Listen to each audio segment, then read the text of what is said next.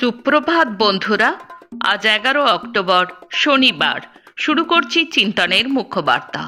আজকের মুখ্য বার্তার মুখ্য বিষয়গুলি: আন্তর্জাতিক সংবাদ, বিজ্ঞান, পরিবেশ ও স্বাস্থ্য সংবাদ, দেশের সংবাদ, রাজ্যের সংবাদ এবং খেলার সংবাদ। প্রথমেই চোখ রাখবো আন্তর্জাতিক সংবাদে। যুদ্ধবিরতি প্রতিষ্ঠার বিষয়ে হামাস এবং ইসরায়েল দুই পক্ষই সম্মত হয়েছে। বুধবার আমেরিকার প্রেসিডেন্ট ডোনাল্ড ট্রাম্পের এই ঘোষণার পরও গাজায় হামলা অব্যাহত রেখেছে ইসরায়েলি সেনাবাহিনী। বুধবার রাতে প্রেসিডেন্ট ট্রাম্প নিজ সামাজিক যোগাযোগ মাধ্যম ট্রুথ সোশ্যালে এক পোস্টে ঘোষণা করেন, তার 20 দফা শান্তি পরিকল্পনার প্রথম ধাপ বাস্তবায়নে রাজি হয়েছে হামাস ও ইসরায়েল। তবে ট্রাম্পের এই ঘোষণার পরেও ইসরায়েলি যুদ্ধ বিমানগুলো গাজা নগরীর পশ্চিমাঞ্চলে হামলা করেছে বলে জানিয়েছে আল জাজিরার স্থানীয় সাংবাদিকরা।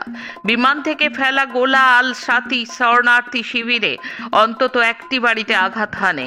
এছাড়া ইসরায়েলি সেনারা গাজা নগরীর দক্ষিণে সাবরা এলাকায় কিছু বাড়িঘরের কাছে একটি গাড়িতে বিস্ফোরণ ঘটান। জল্পনার অবসান হলো, মার্কিন প্রেসিডেন্ট ডোনাল্ড ট্রাম্প নন। চলতি বছরে শান্তিতে নোবেল পুরস্কার পাচ্ছেন ভেনেজুয়েলার মারিনা কারেনা মাচাদো। দীর্ঘদিন ধরে সেই দেশে গণতন্ত্র পুনঃপ্রতিষ্ঠা এবং স্বৈরাচার বিরোধী আন্দোলনে তাঁর ভূমিকার জন্যই তিনি এই সম্মান পেয়েছেন বলে জানিয়েছে নোবেল কমিটি। শুক্রবার অসলোতে মারিয়ার নাম ঘোষণা করা হয়েছে। ভেনেজুয়েলার দক্ষিণপন্থী নেত্রী মারিয়ার নোবেল প্রাপ্তিতে বিশ্বে মিশ্র প্রতিক্রিয়া দেখা গেছে। তিনি ভেনেজুয়েলার বামপন্থী সরকার বিরোধী আন্দোলনের প্রধান মুখ।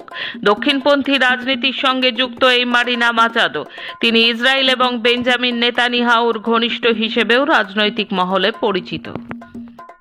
প্যালেস্তাইনে গাজা অভিমুখী জাহাজ কনসেন্স ও ফ্রিডম ফ্লোটিলা কোয়ালিশনের অন্যান্য জাহাজে থাকা সব ব্যক্তির নিরাপত্তা এবং মানবাধিকার রক্ষা করার আহ্বান জানিয়েছেন রাষ্ট্রসংঘের একজন বিশেষজ্ঞ। মত প্রকাশের স্বাধীনতা বিষয়ক রাষ্ট্রসংঘের বিশেষ প্রতিনিধি আইরিন খান এই আহ্বান জানান। বুধবার রাষ্ট্রসংঘের এক সংবাদ বিজ্ঞপ্তিতে এই তথ্য জানানো হয়েছে। আইরিন খান বলেন, সমুদ্রে নিরস্ত্র বেসামরিক লোকজনের ওপর ইসরায়েলের এই হামলা আন্তর্জাতিক আইনের আরও একটি লঙ্ঘন। বিজ্ঞপ্তিতে বলা হয়, আন্তর্জাতিক জলসীমা থেকে এসব জাহাজ ইসরায়েল সামরিক হেলিকপ্টার আটক করেছে বলে জানা গেছে। একই সঙ্গে ইসরায়েলি নৌবাহিনীর সদস্যরা জাহাজগুলোতে উঠে পড়েন। সুদানের এলফাসেস শহরের একটি মসজিদে আধা সামরিক বাহিনীর হামলায় অন্তত 13 জন নিহত হয়েছেন এবং 20 জন আহত হয়েছেন। বুধবার বিদ্রোহী গোষ্ঠী র্যাপিড সাপোর্ট ফোর্স এই হামলা করেছে বলে সংবাদ প্রকাশ করেছে ফরাসি বার্তা সংস্থা এএফপি।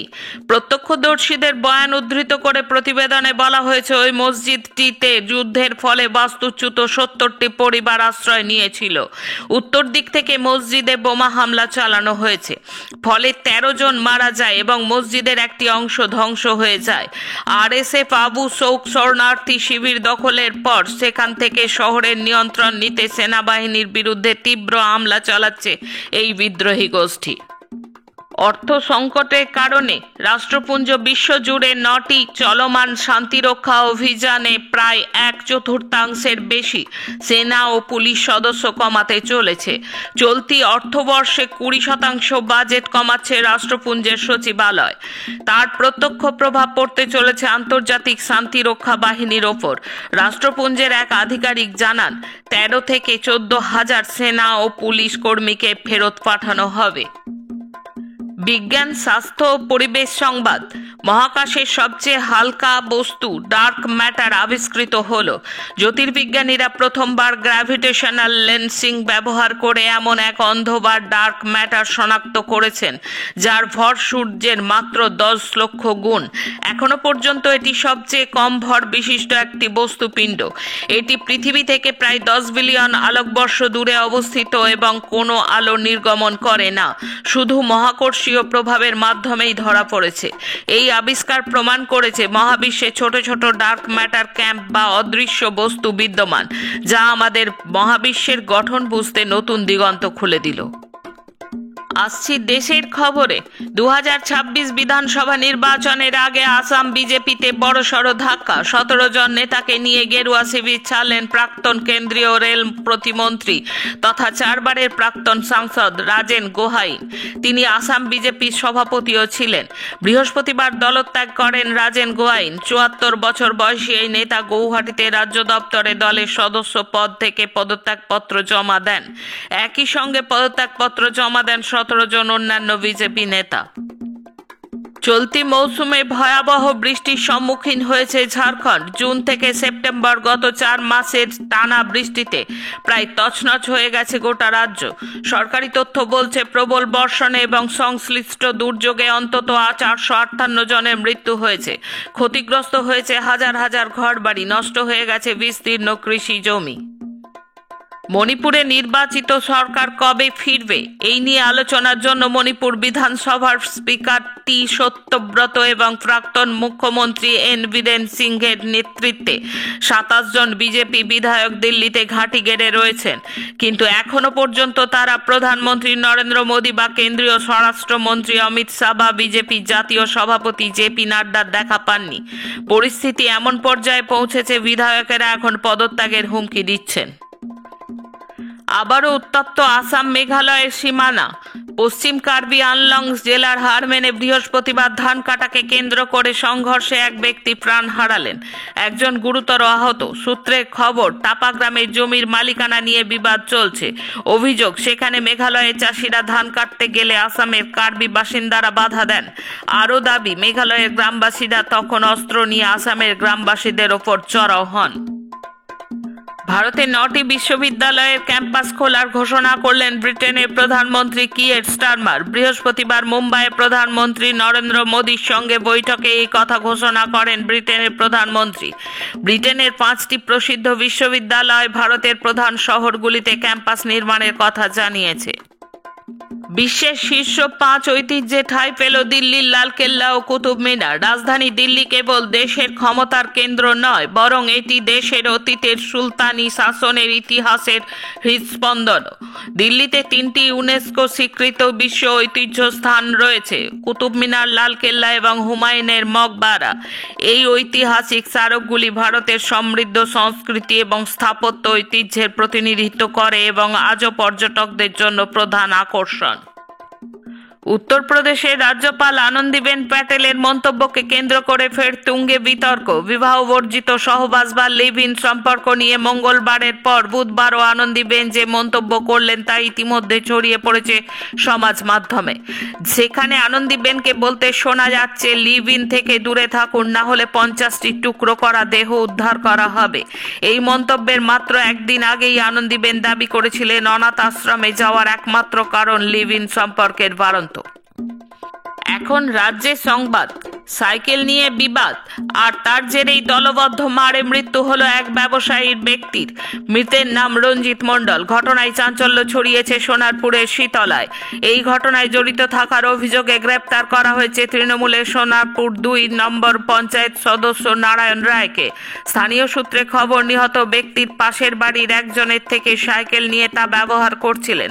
তাকে সেই সাইকেল ফেরত না দেওয়ায় ওই ব্যক্তির বিরুদ্ধে তৃণমূলের পঞ্চায়েত সদস্যের কাছে অভিযোগ জানান। সালিসি সভায় বসিয়ে মারধর করা হয় নিহত ব্যক্তিকে। নিহতের পরিবারের অভিযোগের ভিত্তিতে তৃণমূল নেতাকে গ্রেপ্তার করেছে সোনারপুর থানার পুলিশ। সকালবেলা খবরের কাগজ বিলিয়ে দিন শুরু করা সেই তরুণ আজ ইডির নজরে। মুর্শিদাবাদের এক সাধারণ পরিবারের সন্তান নিতাই দত্ত, যার জীবনের গতিপথ যেন এক সিনেমার গল্প। একসময় লেকটাউনের দক্ষিণদারিতে ভাড়া বাড়িতে থাকতেন। আজ তার নাম জড়িয়ে পড়েছে রাজ্যের বহুচর্চিত পুরনিয়োগ দুর্নীতিতে। শুক্রবার সকালে কেন্দ্রীয় সংস্থা এনফোর্সমেন্ট ডিরেক্টরেট তার বাড়িতে ও গোডাউনে অভিযান চালায়।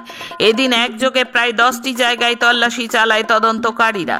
এর মধ্যে অন্যতম ছিল রাজ্যের দমকল মন্ত্রী সুজিত বসুর বাসভবনও।